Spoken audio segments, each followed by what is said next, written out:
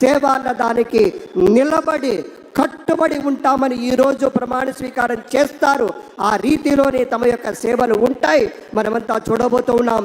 ఒక నిర్మలమైనటువంటి మనస్సుతోటి ఒక స్పష్టత కలిగినటువంటి అధికారిగా మన చంద్రబాబు నాయుడు గారి విజన్ గురించి యావత్ ప్రపంచ నేతలే గొప్పగా చెప్తారు.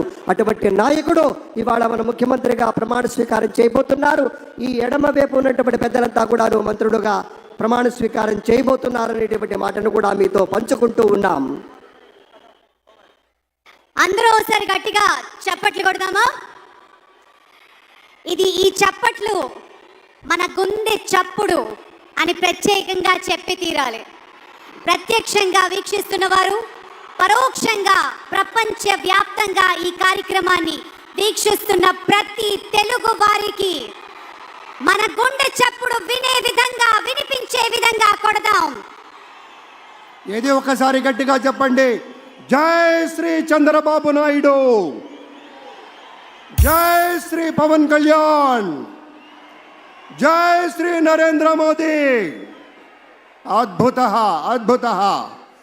ప్రజలు పెట్టుకున్న విశ్వాసాన్ని నిలబెట్టుకుంటూ శ్రీ నారా చంద్రబాబు నాయుడు గారు వేసే అడుగులు ఈసారి మరింత బలంగా ఉండబోతున్నాయి.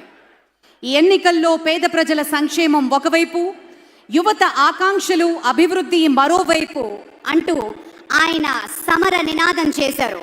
అందుకే చంద్రబాబు నాయుడు గారి సారథ్యంలో కూటమి ప్రజలు ఇంతటి గొప్ప మ్యాండేట్కి ఇచ్చారు. ఏపీకి మరోసారి ముఖ్యమంత్రిగా పగ్గాలు చేపడుతున్న చంద్రబాబు నాయుడు గారికి ప్రజలందరూ కలిసి సుస్వాగతం పలకడానికి 1000 కళ్ళతో, 1,00,000 కళ్ళతో, 1,00,00,000 కళ్ళతో ఎదురు చూస్తున్న శుభతరుణం. బాబు గారు వస్తున్నారు. అమరావతి పిలుస్తోంది. కంపెనీలు క్యూ కడుతున్నాయి. ఉద్యోగాలు తరలి వస్తున్నాయి. అభివృద్ధి పరుగులు పెడుతోంది. Navyandhra, sunrise city, the sunrise state of ఇండియాగా మరి కొన్ని రోజుల్లో అనౌన్స్ చేసుకుంటూ గర్వించదగ్గ శుభతరుణం ఆసన్నమైంది. అదెంతో దూరం లేదు. ఉత్తమ ఆర్థిక విధానాలతో ఉత్తమ పాలన అందించడమే ఉత్తమమైనటువంటి రాజకీయం అని నమ్మినటువంటి మొదటి భారతీయ